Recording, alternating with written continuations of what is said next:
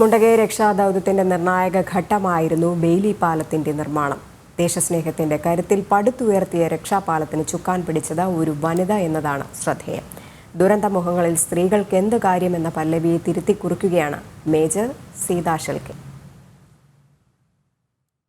കേരളത്തെ കണ്ണീരിലാഴ്ത്തിയ ഏറ്റവും വലിയ പ്രകൃതി ദുരന്തമായിരുന്നു വയനാട്ടിലേത്. രക്ഷാപ്രവർത്തനത്തിന്റെ ഏറെ നിർണായകമായ ഘട്ടമായിരുന്നു ഉരുൾപൊട്ടലിൽ ഒറ്റപ്പെട്ട മുണ്ടക്കൈയിലേക്കുള്ള ബെയിലി പാലത്തിന്റെ നിർമ്മാണം.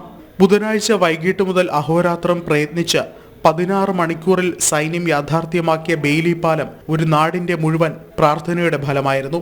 ആ വെല്ലുവിളി നിറഞ്ഞ ദൗത്യം പൂർത്തീകരിക്കാനായതിലെ വനിതാ സാന്നിധ്യത്തെയാണ് ഭാരതം അഭിമാനത്തോടെ പ്രശംസിക്കുന്നത്. ബംഗളൂരുവിൽ നിന്നുള്ള സൈന്യത്തിന്റെ മദ്രാസ് എഞ്ചിനീയറിംഗ് ഗ്രൂപ്പിലെ മേജർ സീതാ ഷെൽക്കെയാണ് ആ വനിത.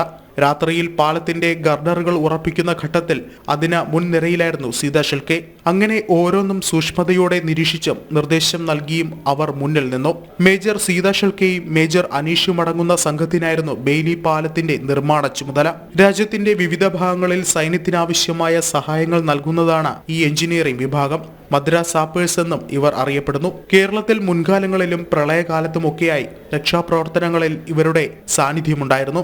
സീതാ ഷെൽക്കെയുടെ ഏകോപനത്തിന്റെയും പാലം പൂർത്തിയാക്കിയതിലെ സന്തോഷം ഭാരത് മാതാ കി ജയ് വിളികളോടെ സൈനികർ പങ്കുവച്ചതും അടക്കമുള്ള ദൃശ്യങ്ങൾ സമൂഹ മാധ്യമങ്ങളിൽ പങ്കുവച്ചാണ് പലരും സൈനികർക്ക് അഭിവാദ്യം അർപ്പിച്ചത്. Kerala Karnataka sub area general officer commanding major general Vinod T മാത്യുവിന്റെ നേതൃത്വത്തിലുള്ള 70 അംഗ സംഘമാണ് മുണ്ടക്കൈയിൽ രക്ഷാദൗത്യം നടത്തുന്നത്. ന്യൂസ് ഡെസ്ക് ജനം.